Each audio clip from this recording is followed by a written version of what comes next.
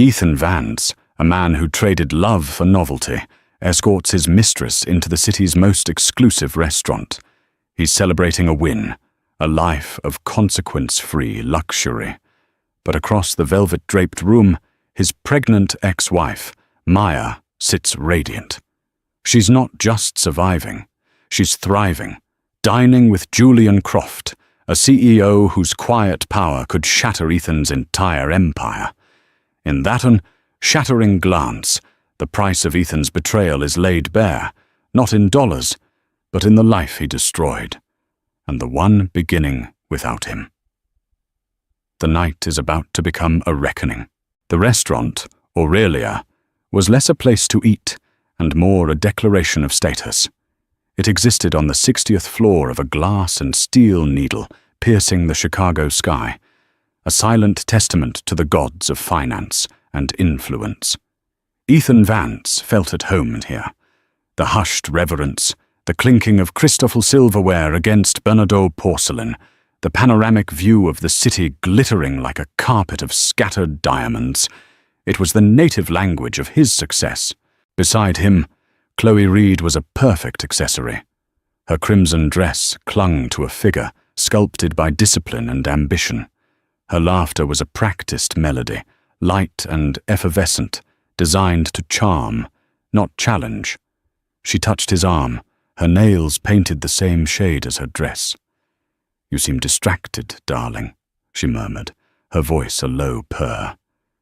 "Did the deal hit a snag?" "The deal," Ethan said, forcing a smile that didn't quite reach his eyes, "was a masterpiece." He had just closed the acquisition of a smaller tech firm, a ruthless but brilliant maneuver that would make him millions, and headline the Wall Street Journal.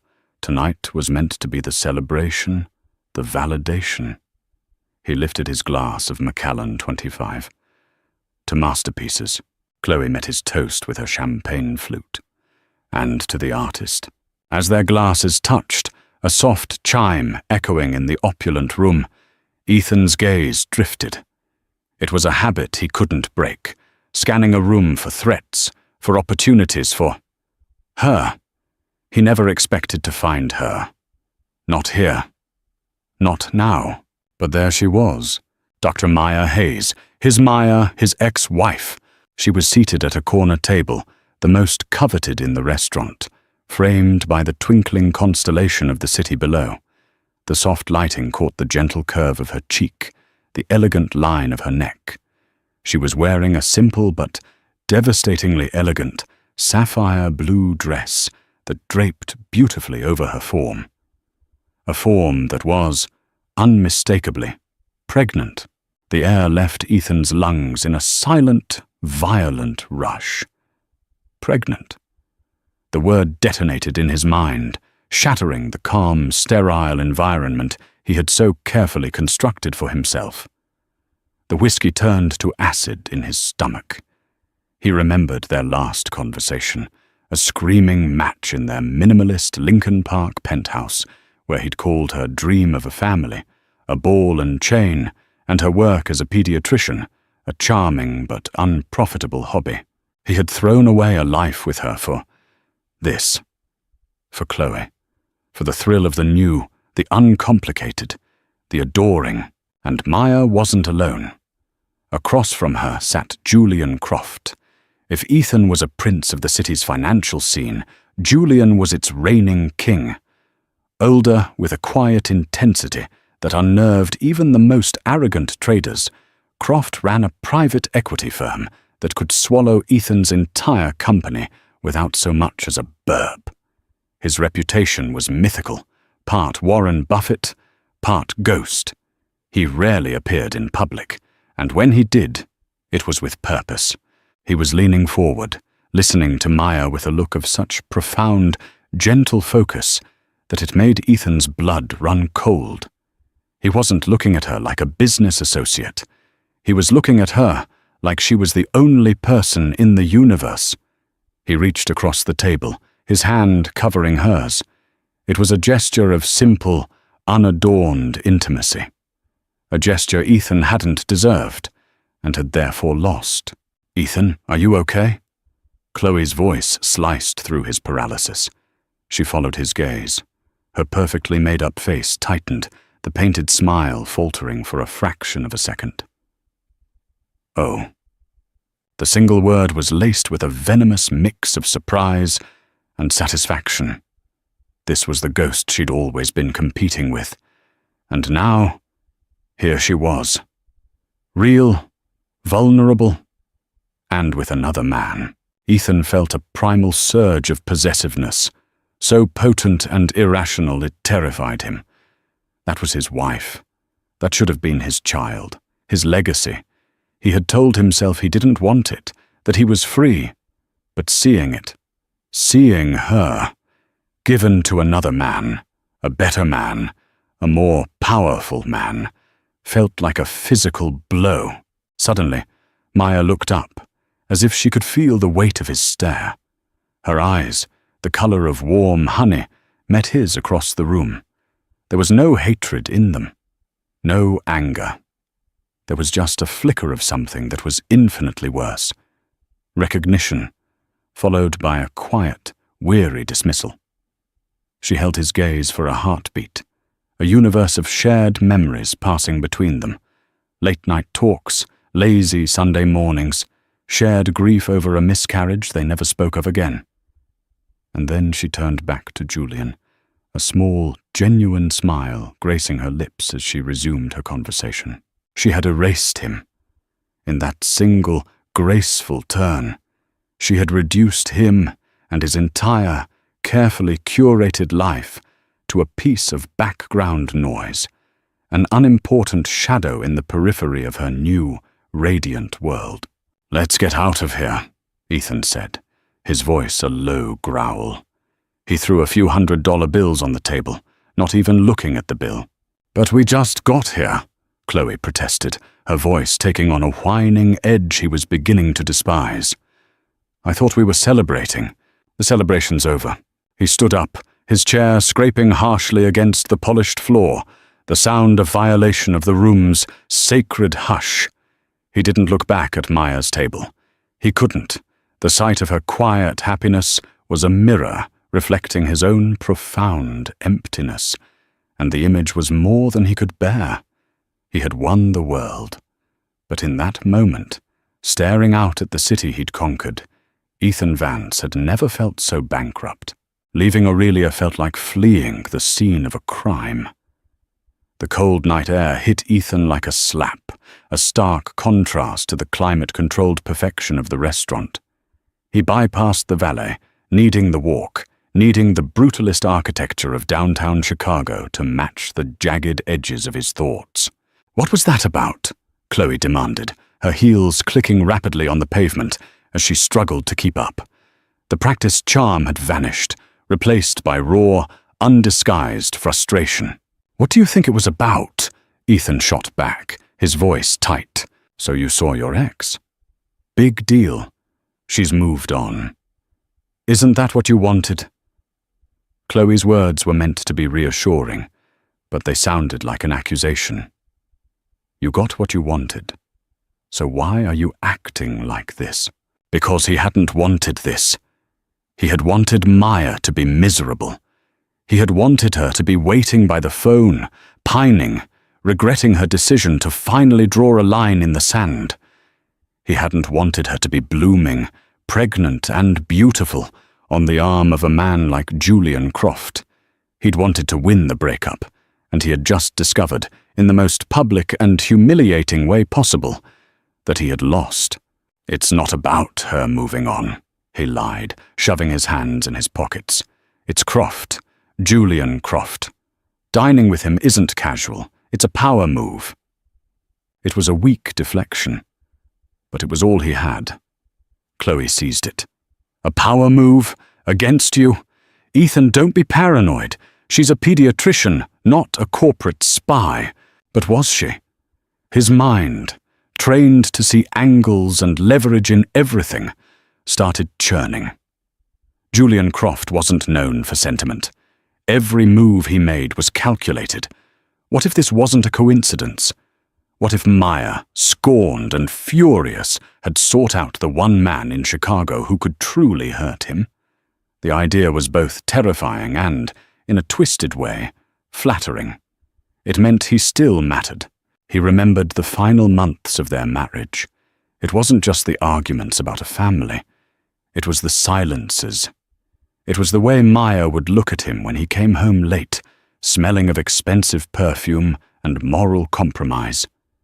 He'd been working on the Vexler deal, a hostile takeover that was legally grey and ethically black. He'd bent rules, exploited loopholes, and ruined a small, family-owned competitor to get it done. He'd told himself it was just business. Maya had seen the paperwork he'd carelessly left on his home office desk. She had a mind as sharp as any lawyer's, and a conscience that was sharper still.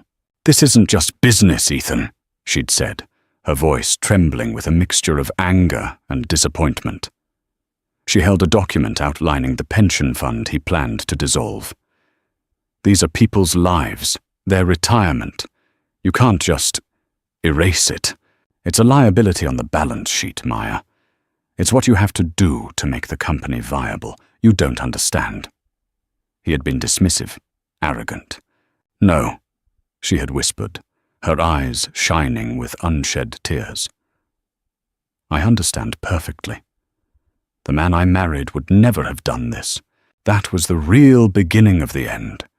The affair with Khloe had just been the clumsy, brutal final act. He had sought out Khloe because she didn't challenge him. She applauded him. She saw his ruthlessness not as a moral failing, but as a sign of strength. She was attracted to the very thing that repulsed Maya. He had built his new life on that foundation, an architecture of lies he'd told himself, that he was stronger without Maya's moral compass, freer without her expectations. Now, seeing her with Croft, the entire edifice was threatening to collapse. "I'm going to the office," he said abruptly, hailing a cab. "The office? It's almost midnight." Khloe's voice was incredulous. "Ethan, this is our night." He turned to face her, the streetlights casting harsh shadows on his face. "There is no our night, right now. I have work to do." He saw the flash of hurt in her eyes, quickly masked by anger. For a moment, he felt a pang of something. Not guilt, but a weary recognition of the pattern. He was doing it again. Pushing away intimacy for the cold comfort of work and control. He got into the cab without another word, leaving her standing alone on the sidewalk, a beautiful statue of his own bad decisions. As the taxi pulled away, he looked at her shrinking figure in the rearview mirror. He had chosen her for her simplicity, for her lack of judgment. But now, all he could see was the hollowness of it all. She was a reflection of his desires, not a partner in his life. The real partner, the one who saw him, all of him, and had tried to call him to be better, was now carrying another man's child. The cab sped through the canyons of the city, but Ethan felt like he was standing perfectly still, trapped in the echo chamber of his own mistakes. Inside Aurelia, the air settled after the disruption of Ethan's departure. Maya felt it more than she saw it, a subtle release of tension in the room, as if a storm cloud had passed. She took a slow, deliberate sip of her sparkling water, the tiny bubbles a fizzy counterpoint to the quiet calm in her heart. She hadn't let her composure break, but her pulse was still a little too fast. "Are you all right?" Julian's voice was low and steady, a comforting anchor. His hand was still resting gently on hers. She gave him a genuine, if slightly tired, smile. "I'm fine. Just an unwelcome ghost from a past life." "Ethan Vance is not a ghost," Julian said, his gaze sharp and analytical. "He's a lingering debt. And debts, one way or another, always get paid." He withdrew his hand, his point made, giving her space. Maya studied him. When her friend, a board member at the children's hospital where she worked, had first suggested she meet Julian Croft to discuss a major philanthropic project, Maya had been hesitant. His name was synonymous with a kind of corporate power that reminded her too much of Ethan. But Julian was different. Where Ethan was loud, Julian was quiet. Where Ethan craved the spotlight, Julian seemed to actively shun it. He listened more than he spoke, and when he did speak, his words carried an economy and weight that Ethan's blustering never could. Over the past 3 months, their meetings about fundraising for a new pediatric oncology wing had slowly, unexpectedly, morphed into something personal. He never pushed, never pried into the details of her divorce. He simply created a space where she felt safe, heard, and respected. He treated her as Dr. Maya Hayes, not Ethan Vance's discarded wife. "That sounds ominous," she said lightly, trying to steer the conversation back to safer ground. "It's merely an observation," Julian replied, his expression unreadable. "Men like Vance believe they move through the world without consequence. It's the foundational principle of their success. They see people not as human beings, but as assets or liabilities." He paused, his dark eyes meeting hers. "He saw you as a liability, didn't he? Because you have a conscience." The observation was so accurate it stole her breath. It was the entire story of their marriage's collapse distilled into a single, devastating sentence. She had been a liability to his ambition. Her morals, her desire for a family, her refusal to look away from the human cost of his deals, they were all red ink on his personal ledger. "Yes," she whispered, the admission costing her more than she expected. "I suppose he did. His loss," Julian said simply. He then shifted, his entire demeanor changing, becoming warmer, more personal. "Now, enough about him. Tell me again about the cellular regeneration project. I've been reading the papers you sent over. It's fascinating." And just like that, he brought her back to herself. He engaged her mind, her passion. For the next hour, they talked about her work, about the hospital, about the future. He asked intelligent questions, challenging her assumptions in a way that sparked new ideas. He saw her brilliance, not just her beauty. With Ethan, her work had been a footnote in the story of his success. With Julian, it felt like the main event. As they prepared to leave, Julian helped her with her coat, his hands gentle on her shoulders. The gesture was protective, respectful. As they waited for the elevator, he spoke, his tone serious once more. "Maya, I want to be clear about something. My interest in you is not a business tactic, and my dislike for Ethan Vance's methods is a matter of public record that long predates my meeting you." He seemed to be reading her mind, addressing the very fear that had flickered when she first saw Ethan's paranoid stare. "But I won't pretend the two are entirely disconnected.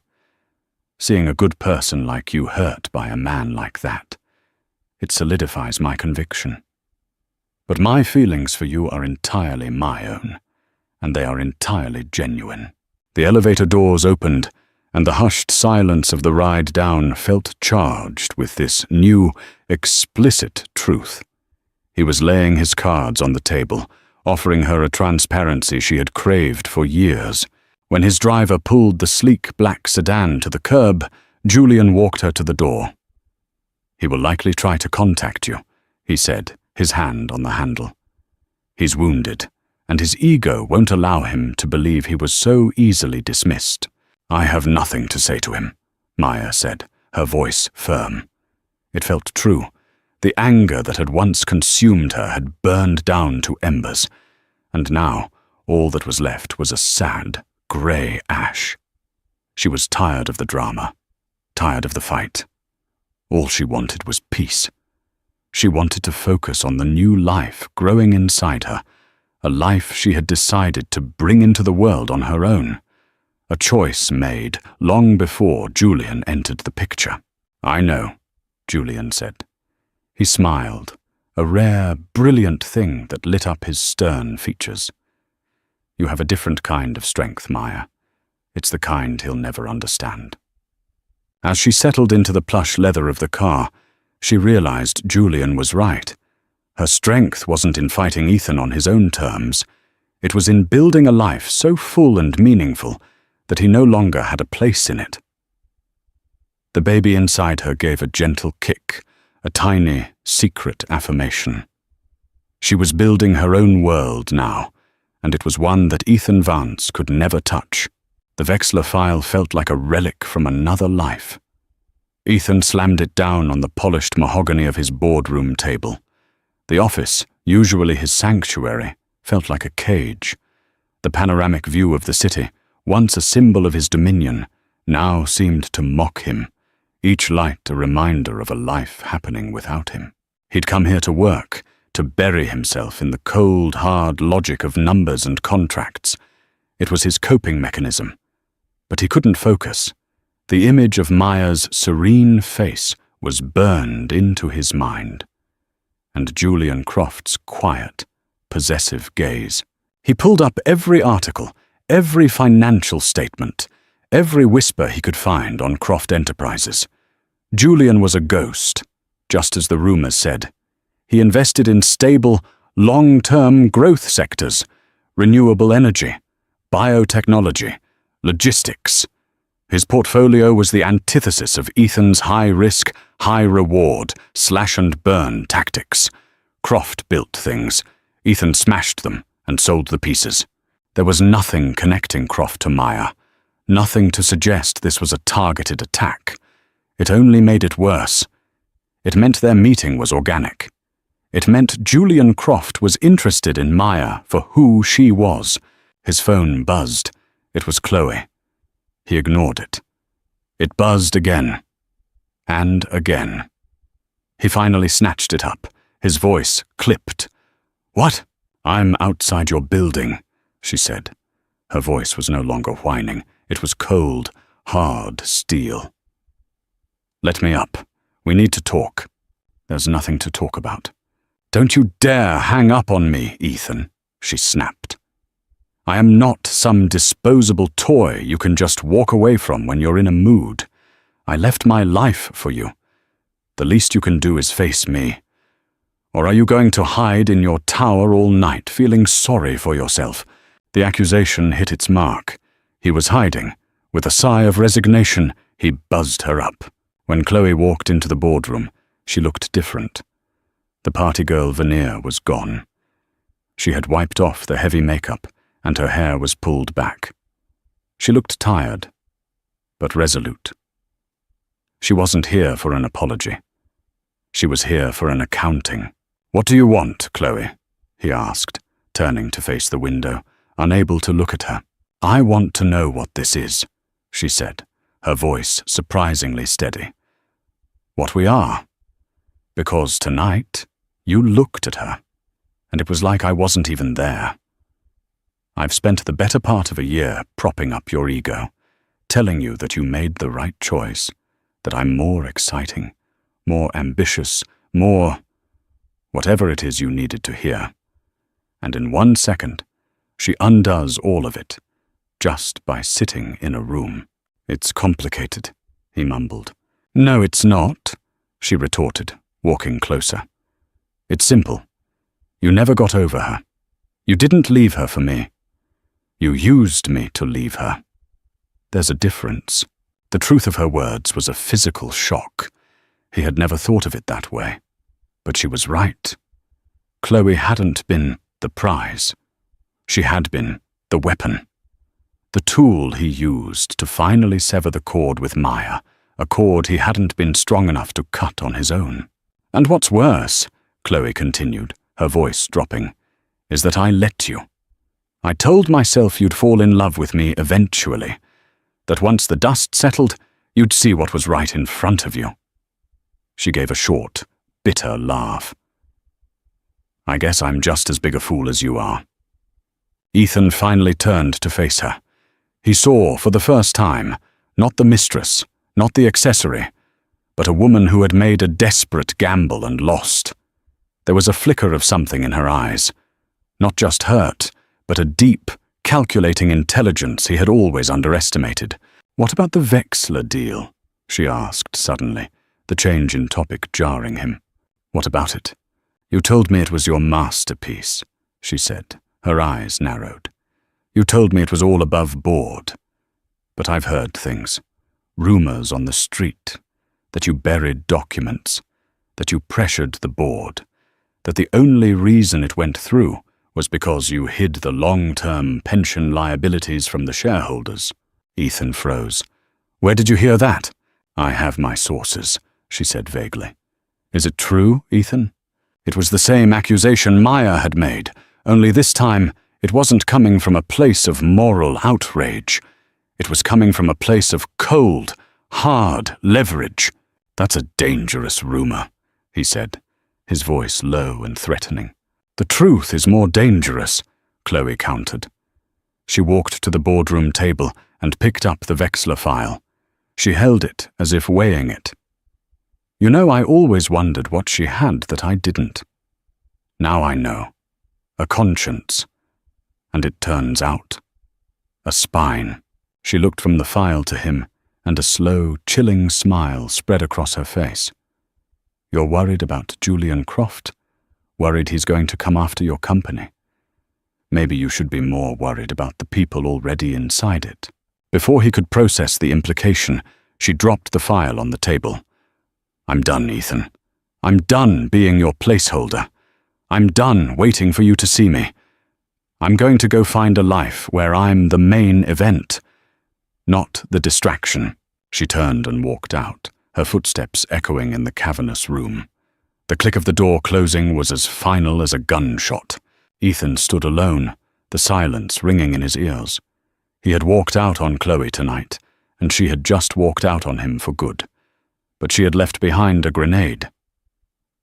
Maybe you should be more worried about the people already inside it. His blood ran cold. Had Khloe been gathering information? Was her question about the Wechsler deal a threat? He had seen her as simple, as adoration personified. He had been a fool. He had underestimated everyone. Maya, Julian, and now, most dangerously, the woman who had shared his bed for the last year. The facade of his perfect, controlled world was cracking, and he had a terrifying feeling that the entire structure was about to come crashing down. The next morning, Ethan's office felt less like a sanctuary and more like a tomb. He hadn't slept. He'd spent the night oscillating between fury and a gnawing dread. Khloe's parting shot had unnerved him more than the sight of Maya and Julian. It was a threat from within, the kind he couldn't easily defend against. He called his head of security, a former Mossad agent named Ben, and gave him a quiet, terse order. "I want a full background check on Khloe Reed. Everything. Who she talks to, where her money comes from, every digital footprint she has. And be discreet."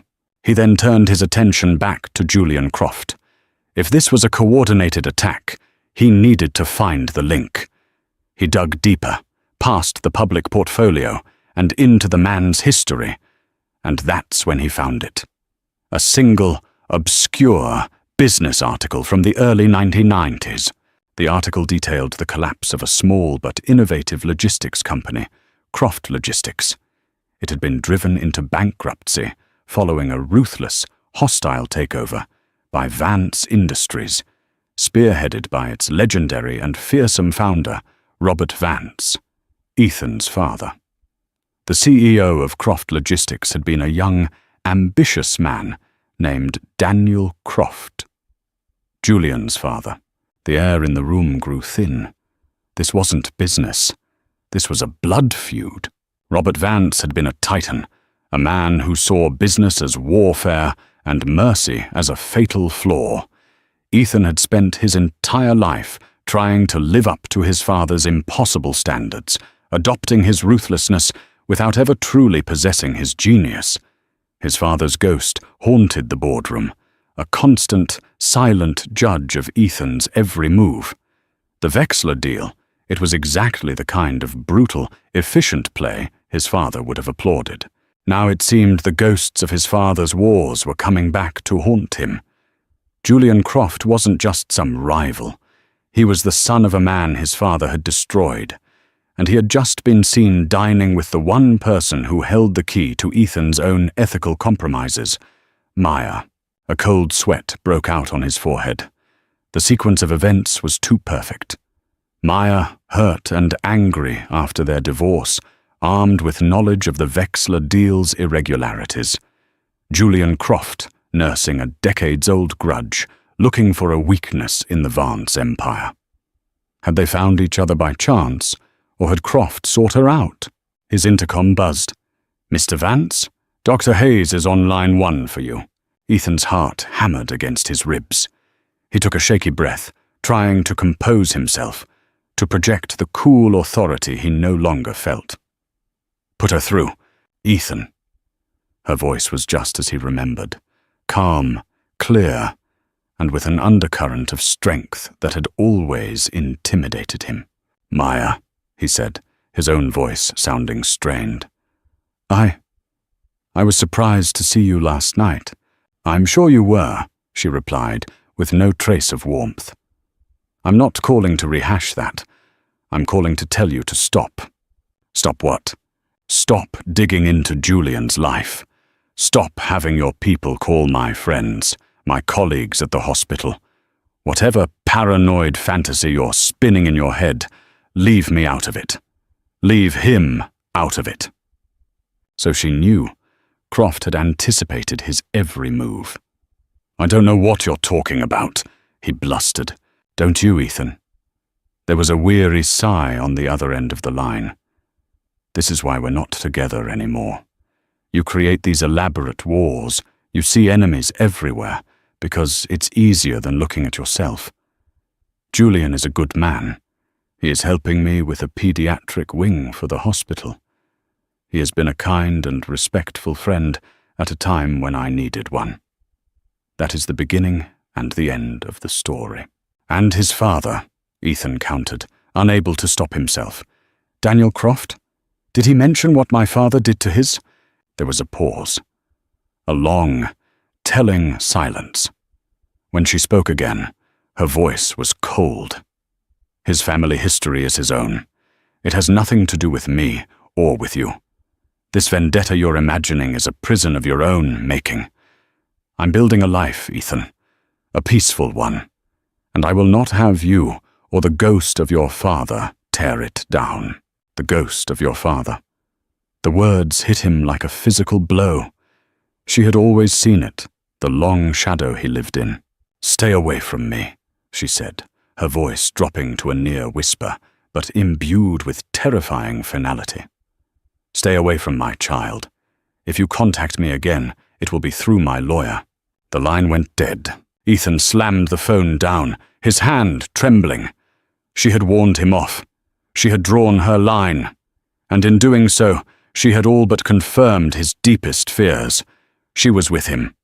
Whether it was love or a shared enemy, they were allied. He was surrounded. Croft, with a generational grudge, was on one side. Maya, the keeper of his secrets, was on the other. And Khloe, the jilted mistress, was a potential traitor in his own camp.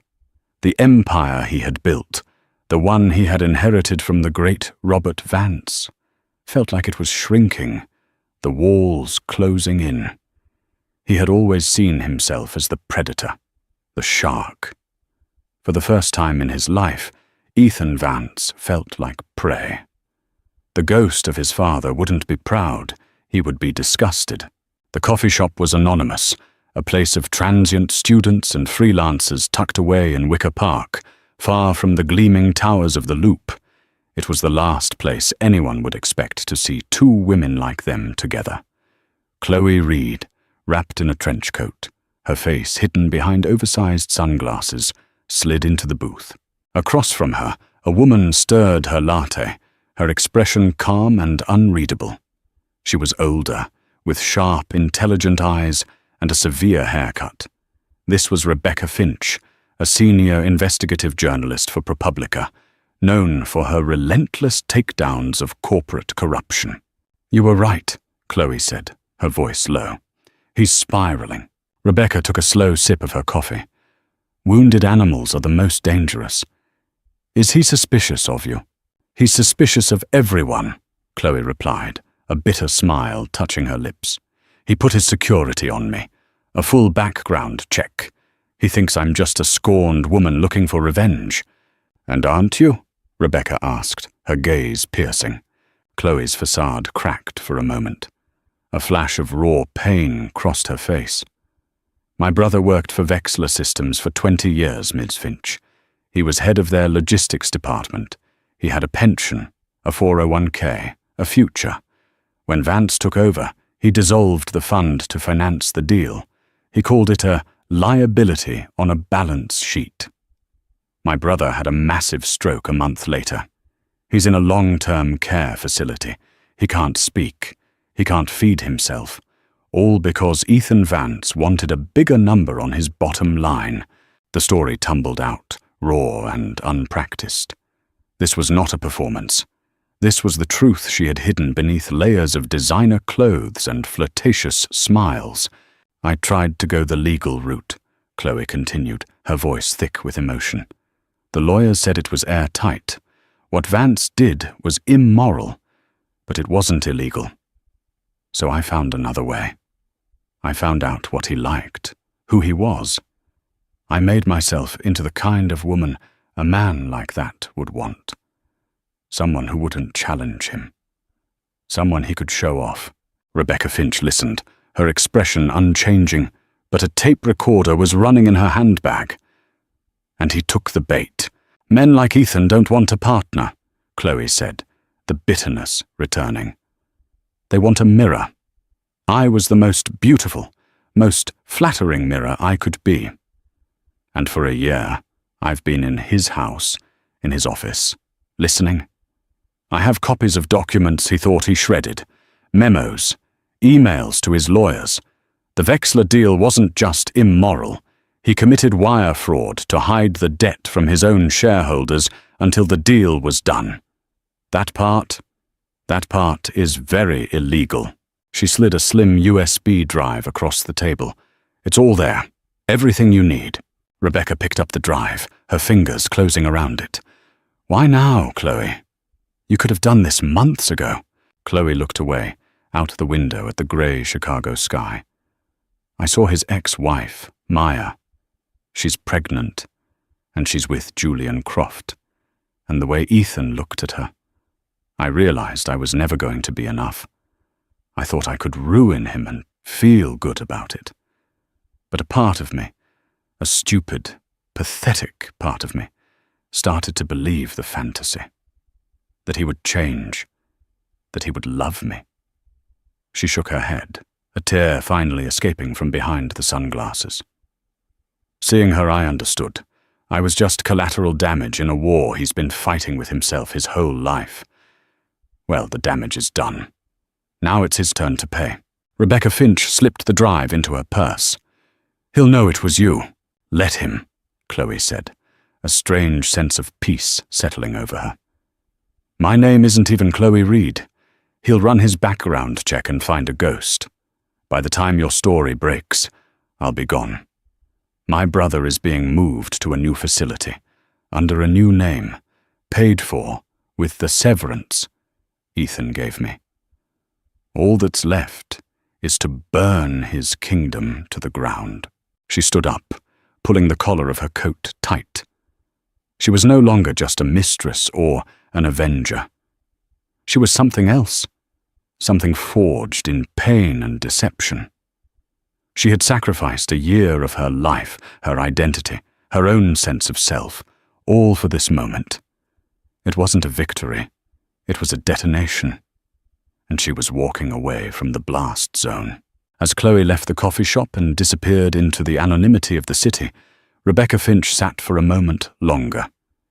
She had her story, a story of greed, betrayal, and a spectacular fall from grace. But she also had a new, unexpected thread. Khloe had mentioned Julian Croft. Was it really a coincidence that the son of the man Robert Vance destroyed was now with the ex-wife of the man she was about to ruin? Or was there another, even deeper game being played? The story of Ethan Vance's downfall was about to get a lot more complicated. The world broke on a Tuesday. Ethan was in a meeting, projecting confidence he didn't feel, when his phone began to vibrate violently on the table. It was his PR chief, then his lead counsel, then his board chairman. He excused himself, a cold knot of dread tightening in his gut. He clicked on the link his PR chief had sent. The headline from ProPublica was stark. Vance Industries, inside the Vexler fraud. Whistleblower documents reveal pension theft and shareholder deception. The article was a masterpiece of journalistic destruction. It laid out the entire scheme, complete with scanned memos and email excerpts. It detailed, with cold precision, how he had deliberately misrepresented the Vexler pension liabilities, classifying them as a potential future cost rather than an existing debt, an act of accounting fraud designed to mislead his own board and shareholders. And it featured an anonymous, heartbreaking interview with a former Vexler employee whose family was now destitute.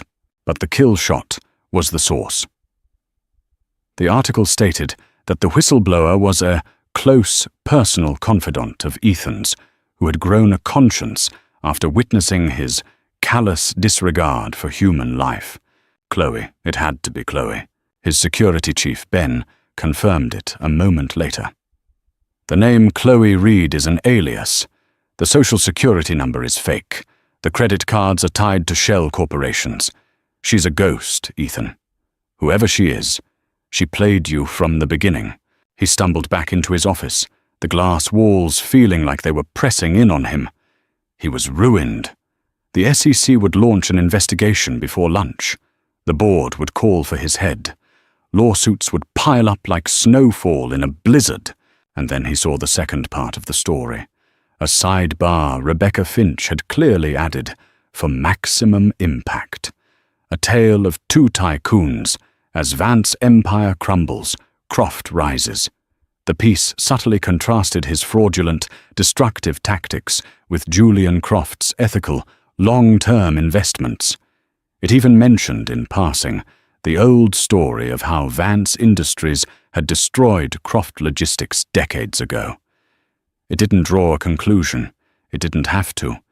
It painted a picture of dynastic justice, of karma delivered across generations. He slumped into his chair, defeated. He had been played, not just by Khloe, but by all of them. This was a symphony of destruction, and he had been the clueless conductor. His private line rang. The caller ID read, J. Croft. Ethan stared at it for a long moment before answering. He had nothing left to lose. Hello, Julian. Ethan. Croft's voice was cool and calm, without a trace of gloating. I imagine you're having a difficult morning. You did this, Ethan rasped. You and her. You set me up. You set yourself up, Ethan, Julian corrected him gently. Your father built an empire on scorched earth, and you tried to do the same. But the world has changed. Men like you, men like your father, you've become dinosaurs. A new ice age is coming for you, and you're the asteroid, Ethan said bitterly. No, I'm just a man who believes in building things rather than breaking them, Julian said. I'm calling for 2 reasons. First, as a professional courtesy, my firm will be making a tender offer for Vance Industries stock this afternoon. At the fire sale price it will be trading at, I expect we'll have a controlling interest by the end of the week. My first act as chairman will be to reinstate the Vexler Pension Fund in full. The humiliation was absolute. Croft wasn't just taking his company, he was sanctifying it, cleansing it of Ethan's sins. And the second reason? Ethan asked, his voice barely a whisper. Maya, Julian said, and his tone softened almost imperceptibly. She had nothing to do with this. She knew nothing about the article, Nothing about the whistleblower. The truth is, I did seek her out initially. Your father took everything from my family. I won't lie and say the thought of revenge wasn't appealing. I thought she might be a weapon I could use against you. He paused. But then I met her, and I realized she wasn't a weapon. She's a brilliant, kind, resilient woman who deserved better than to be a pawn in my game or a casualty in yours. My feelings for her became very real, very quickly. What happened today, was set in motion long before I met her. But I am asking you now, man to man, to leave her out of it. Don't drag her into your mess. Don't contact her. Don't blame her. She has suffered enough because of the Vance name. Let her have her peace. It was the ultimate defeat. His rival hadn't just beaten him in business, he had proven himself to be the better man. He had seen Maya for who she was, while Ethan had only ever seen her as an extension of himself. "She's carrying your child, isn't she?" Ethan asked, the question tasting like ash. There was a long silence on the other end. "No," Julian said finally, his voice quiet. "She is not. The baby is yours, Ethan." From one last, desperate attempt at reconciliation, a few weeks before the divorce was final. She was going to tell you, but then she found out about Khloe for certain. She decided she would rather raise the child alone than with a man she could no longer respect. The world tilted on its axis. The air rushed from Ethan's lungs. His child, not Julian's. His. The legacy he thought he'd lost. The life he had thrown away. It was his all along. "She doesn't want you in her life, Ethan." Julian's voice was firm, but not unkind. "But that child deserves a father. Whether you can become a man worthy of that title, well, that's up to you. Goodbye." The line went dead. Ethan sat in the ringing silence, the city glittering obliviously outside his window. He had lost his company, his reputation, his mistress, and the woman he now realized he'd always loved. But in the smoldering wreckage of his life, a single, terrifying and sacred truth remained. He was going to be a father. His redemption, if it was even possible, would not be found in a boardroom or on a balance sheet. It would be found in the quiet, immense, and terrifying challenge of earning his way back, not into Maya's life, but into the life of the child he had never known he had. The war was over. The surrender had just begun. A week later, the name Vance Industries was history. The sign on the building was already being replaced with the understated, elegant logo of Croft Holdings. The financial news cycle had moved on, leaving Ethan's spectacular flameout as old news, a cautionary tale for a new generation of titans. Ethan was in his penthouse, a place that now felt like a gilded mausoleum. The minimalist furniture, the expensive art, the sprawling views, it all felt hollow, the props from a play whose run had ended. He had been forced to resign as CEO, his severance package gutted by clawback clauses related to the fraud investigation. He was still a wealthy man, but his empire was gone. His name was toxic. He hadn't contacted Maya. Julian's words, and his own shame, had been a powerful deterrent. What could he possibly say?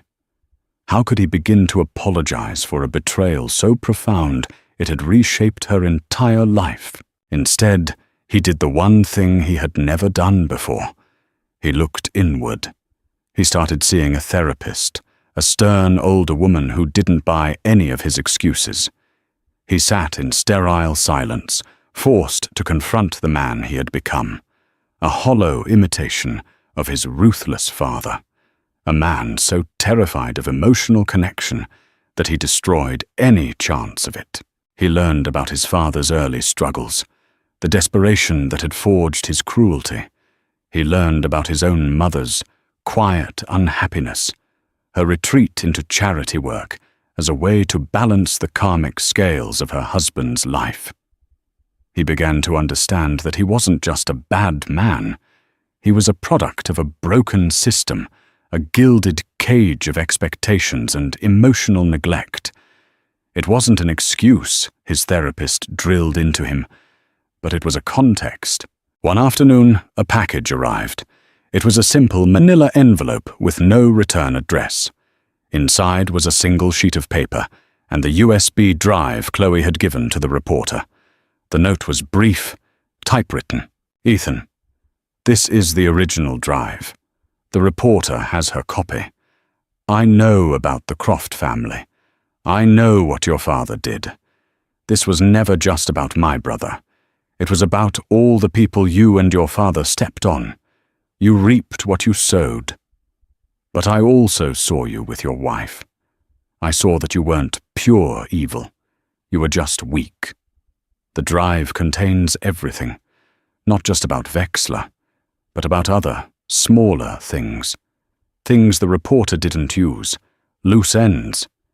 If you're smart, you'll give this to the SEC investigators. Full disclosure. A first step. Maybe one day your child won't have to be ashamed of your name." See, he stared at the note. Khloe, or whoever she was, had given him a choice. Not a reprieve, but a chance to choose the nature of his punishment.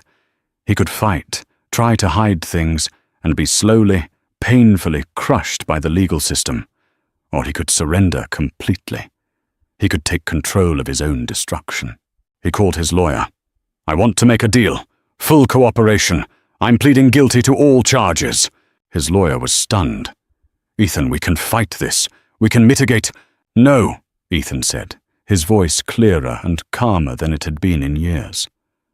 "No more fighting. It's time to pay the debt." The legal process was brutal. He was publicly excoriated. He lost friends, allies, and the last vestiges of his social standing.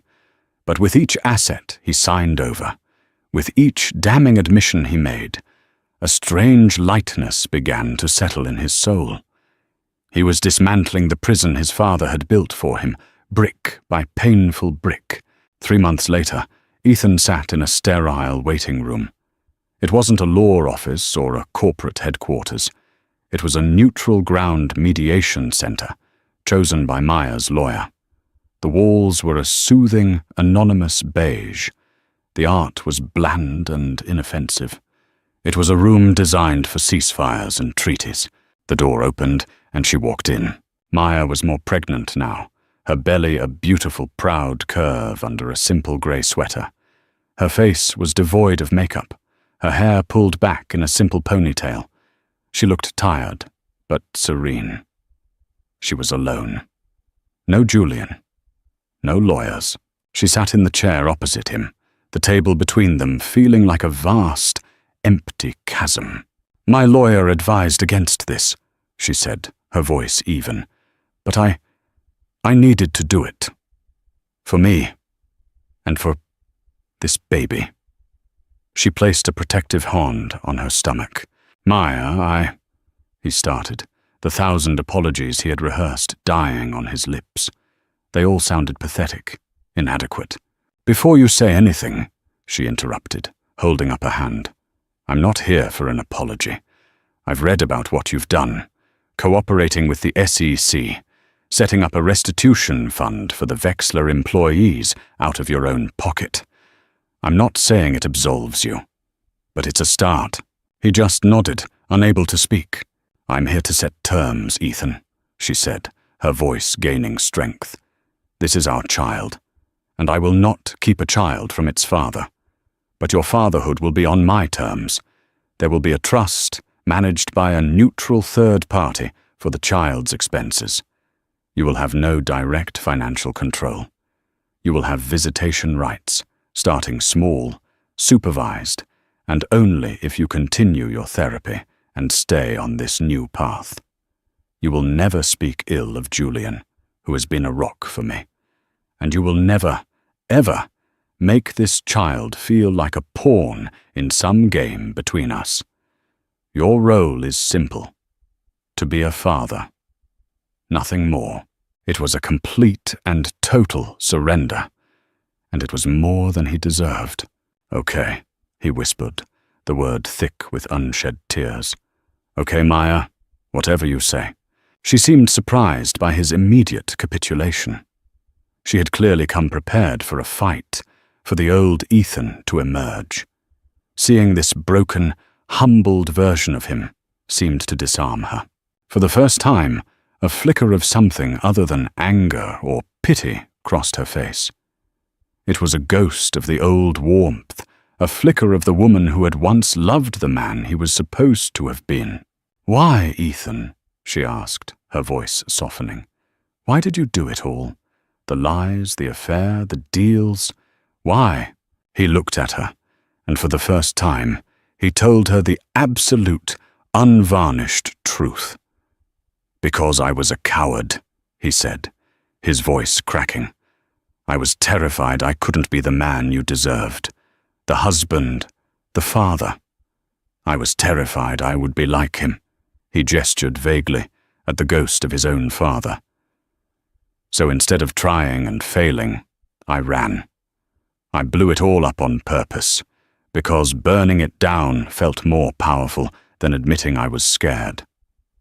I chose Khloe because she didn't ask me to be better. She just asked me to be rich. It was easier." Tears were now streaming down his face, hot tears of shame and regret. "It was the most cowardly thing I've ever done. And I am so sorry, Maya. Not just for hurting you, but for not being brave enough to love you properly." Maya watched him, her own eyes glistening. She didn't reach for him. She didn't offer empty words of comfort. She simply sat there and witnessed his confession, giving him the dignity of her attention. She stood up slowly. "The baby is a girl," she said softly. "I'm due in 6 weeks. My lawyer will be in touch with yours to finalize the paperwork." She turned and walked to the door. Before she left, she paused, her hand on the knob. "Goodbye, Ethan." He watched her go, the word goodbye echoing in the silent room. It wasn't the ending he would have written. There was no dramatic reconciliation, no promise of a second chance. Their love story was over. But as he sat there, stripped of his pride and his empire, he realized this wasn't an ending. It was a beginning. The beginning of a long, difficult road to becoming a man his daughter could one day, perhaps, be proud of. He had lost the world, but he had been given a chance to save a small piece of his own soul. And for the first time in a very long time, that felt like enough. And so, Ethan Vance's gilded cage shattered, leaving him in the ruins of a life he thought he wanted. His journey is far from over, a painful, uphill climb toward a redemption that may never be fully his. Can a man truly change, or are we destined to repeat the sins of our fathers? What does it truly mean to pay for one's mistakes? This story is a testament to the fact that our greatest failures can sometimes lead to our most profound beginnings. The road to becoming a worthy father will be long and arduous for Ethan, a quiet battle fought far from the headlines. Thank you for joining us on this emotional journey. If you were moved by the story of betrayal, hidden motives, and the difficult search for redemption, please give this video a like and share it with someone who appreciates a story with depth and complexity. Don't forget to subscribe and hit the notification bell so you won't miss our next compelling drama.